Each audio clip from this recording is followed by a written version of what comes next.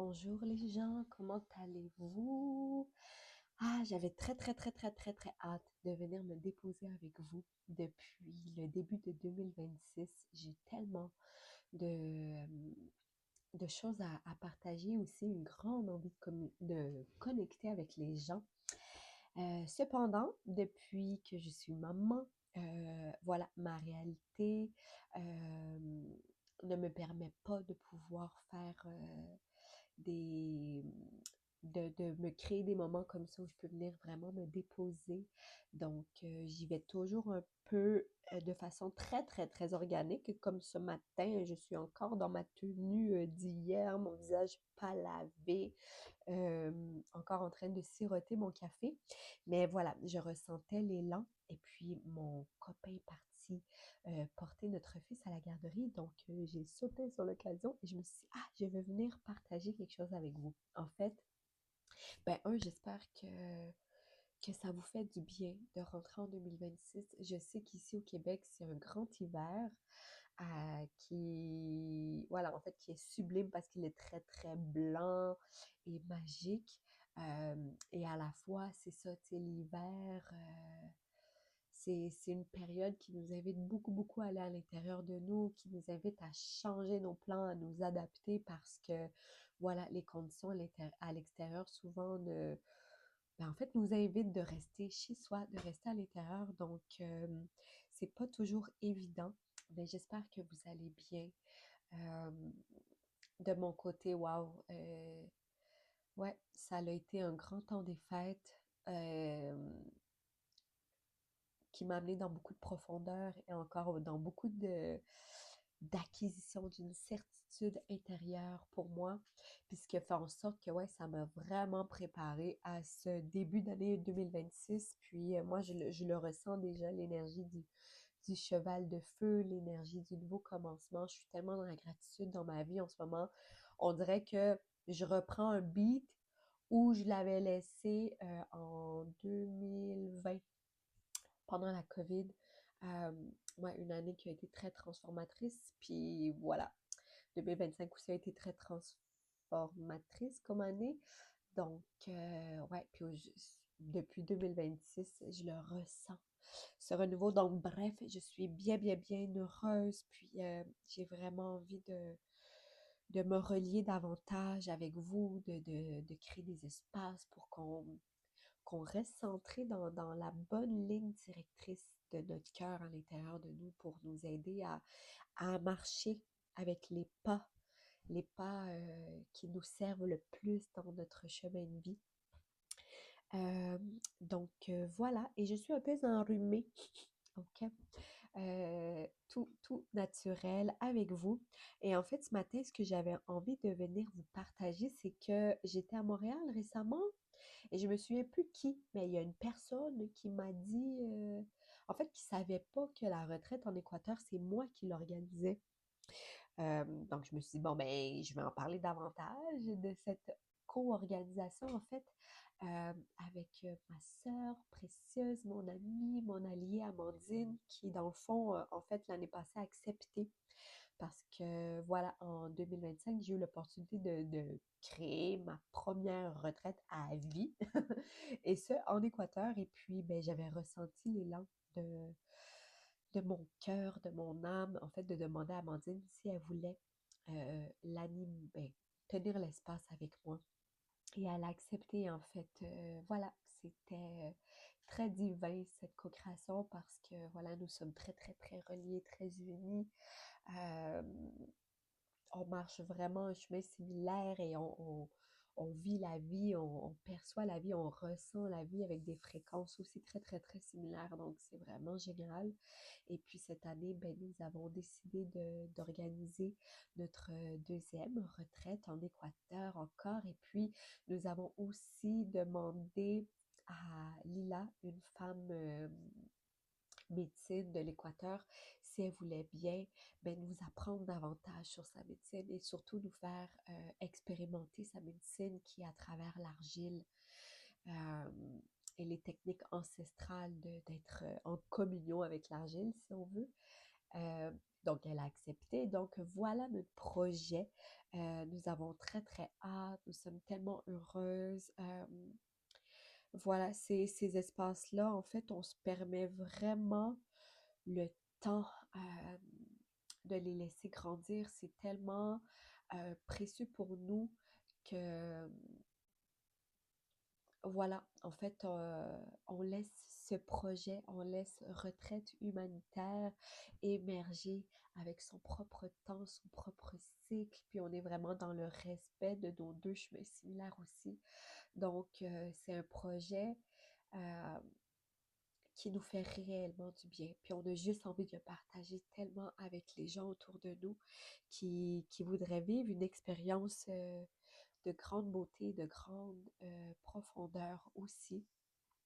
Euh, de, voilà, un chemin qu'on vit à l'intérieur d'abord et qu'on peut expérimenter aussi à l'extérieur de nous dans un cocon très, très précieux.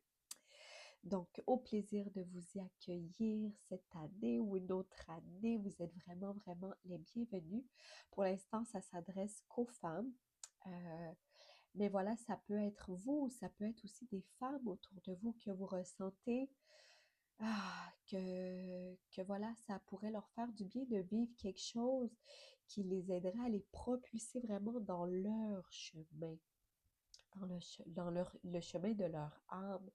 Euh, voilà, pour moi, c'est ça les retraites, c'est de se permettre de complètement de sortir de sa réalité pour se retrouver entièrement et permettre à l'essence de qui nous sommes de vraiment émerger et de vraiment euh, trouver la voie à l'intérieur de nous. Donc bref, là, il aurait fallu que j'aille un mouchoir. Ok, mais voilà. Donc, je vais faire ça vite parce que je veux finir mon petit vidéo avant que mon conjoint arrive. Donc, en fait, je vais mettre ici, voilà, la programmation. Donc, comme vous voyez, en fait, la programmation, c'est à titre du serpent. Donc, nous, c'est important pour nous que ce que nous offrons reste réellement organique. Euh, et là, c'est écrit un planning organique et alchimique. Voilà, parce qu'on veut vraiment se laisser porter par ce qui va être vécu pendant la retraite. Donc, on a une vision, on se, s'inspire de cette vision-là et aussi on est toujours en co-création parce que dans une retraite, on ne sait jamais réellement qu'est-ce qui va vraiment se passer parce que oui, ça provient de nous, mais ça devient aussi une co-création avec toutes les participantes. Puis nous, notre but, c'est de vraiment y aller pour supporter ce qui doit être vécu à l'intérieur de nous. Euh, et c'est rarement linéaire, hein. Ce qui est vécu à l'intérieur de nous, c'est souvent la spirale. Donc, c'est pour ça qu'on se laisse vraiment porter. Euh, mais voilà, notre vision de départ, donc à l'arrivée, donc notre retraite, c'est du 16 au 24 avril. Donc, ouais, le 16, il y a un cercle d'ouverture. En fait, non, il y a même pas. Excusez-moi. Le 16, en fait, oui, il va y avoir un espace où on va venir ouvrir, mais notre vrai cercle d'ouverture, c'est le 17, parce qu'on veut vraiment que tout le monde soit bien en forme et bien arrivé, et bien déposé. Donc, aussi pour le cercle d'ouverture, on a vraiment une belle surprise, OK? Ça va être incroyable, un espace magnifique qui va nous accueillir pour faire ce cercle d'ouverture. Nous avons vraiment très hâte. Ensuite, on va vivre un premier rituel avec Lila et avec l'Argile où on va venir confectionner euh, un- en fait, on l'appelle Mama Kocha. Donc, c'est une représentation de la mère des eaux. Mais aussi, ce petit objet, pour celles qui le voudront, vont devenir un pendulo, donc une pendule. Donc, c'est un objet qui nous aide à faire des choix lorsqu'on on vit peut-être de l'incertitude, du doute ou qu'on a besoin de clarté. Donc, ça va être un objet vraiment magnifique qu'on va pouvoir utiliser par la suite comme guidance au quotidien. Ensuite, nous allons faire une sortie à Agua Blanca. Donc, c'est un peu dans les terres, sur le bord de la... Voyons, j'ai un blanc. côte pacifique de l'Équateur. Et puis Agua Blanca, c'est une communauté qui vit encore comme de façon ancestrale, donc vraiment déconnectée de tout et vraiment ben avec, encore avec beaucoup d'ancestralité. Et c'est vraiment génial. Ils ont un petit musée, ils prennent le temps de tout nous expliquer. Ils ont des objets ancestraux, d'archéologie. Et puis, il y a vraiment un beau site. Puis, il y a même un bain, un gros bain de... c'est de sulfure, je pense. En tout cas, qu'on peut aller se baigner entièrement dedans et être tout plein de glaise. Ah, ça, c'est le déneigeur. Donc, c'est un endroit fabuleux, magique. C'est tellement beau. J'ai vraiment hâte de vous amener là-bas. Et ça, en fait, c'est plein de choses parce qu'en fait, on a deux participantes qui étaient là l'année passée qui reviennent cette année. Et puis, voilà, donc c'est des choses qu'elles n'ont pas vues. Parce que c'est important pour nous de faire découvrir l'Équateur aussi vraiment beaucoup et leur magnifique culture. Ensuite, en bas, on a écrit qu'on va vivre un cercle de cacao. Donc, on va vraiment venir se connecter avec la médecine du cacao. Euh, voilà, la si précieuse médecine du cacao. Ensuite, on a marqué qu'on allait avoir une cérémonie de thé mascal, euh, qui est un rite en fait initiatique que j'adore de tout mon cœur. Euh, voilà, donc le thé mascal, ou ici, on entend souvent les huttes de sudation ou les sweat lodge. C'est vraiment, ça a le plein de symbolique, mais principalement, ça signifie ben, une grande plongée dans son intériorité et surtout la renaissance. Donc, le Témascal, c'est une hutte, en fait, qui représente le ventre de la terre. Donc, c'est comme se permettre de revenir dans un état vraiment fœtal, euh, vraiment initial à soi pour se retrouver. Et puis, lorsqu'on sort du Témascal, mais c'est comme si on renaît, en fait, on revit le passage de la naissance. Et puis, ben voilà, on peut devenir cette personne que nous sommes, en fait, avec toutes en fait, en se laissant réellement mourir avant et se permettre de revivre selon qui nous sommes réellement aujourd'hui. Parfois, c'est difficile de laisser aller des choses, c'est difficile de laisser aller des habitudes ou des croyances qu'on a ou whatever, plein de choses que l'on porte envers soi.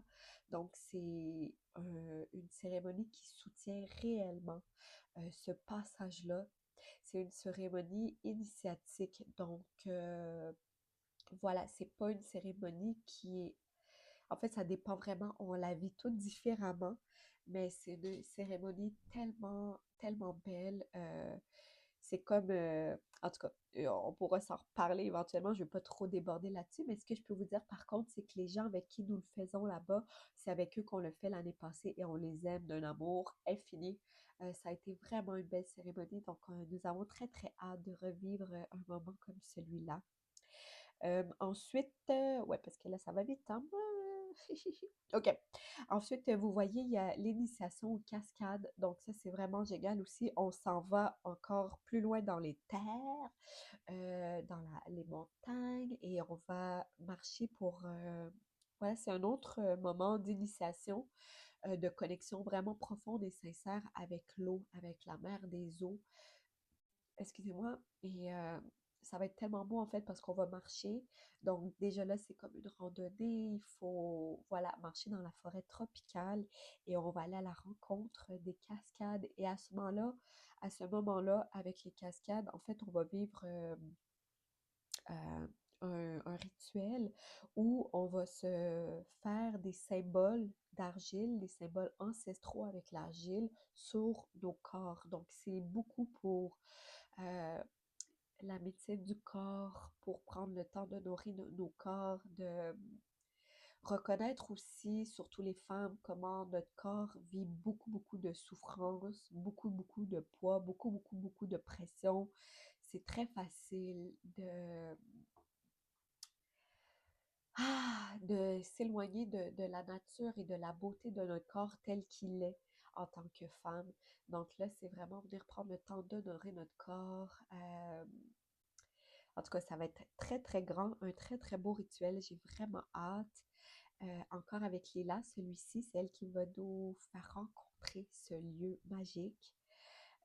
Ensuite, vous voyez, il y a la sagesse de la rose. Donc, nous allons vivre une belle cérémonie aussi en lien avec la médecine de la rose. Euh, voilà, j'ai très très hâte à ce moment aussi. J'ai envie de le garder mystique et secret, mais ça va être très puissant, très très beau. La rose, elle porte une sagesse tellement grande, tellement précieuse, surtout envers nous les femmes, puis c'est vraiment magique de venir s'y reconnecter. Donc voilà. Ensuite, visite du territoire. Nous allons partir une journée à l'aventure.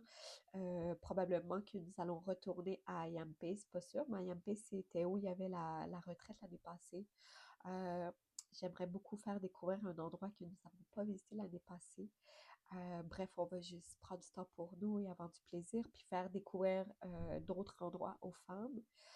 Ensuite, la création de la Pacarina. Oh, un instant, je vais dire à mon amour. Mon amour, je filme un petit vidéo. Merci.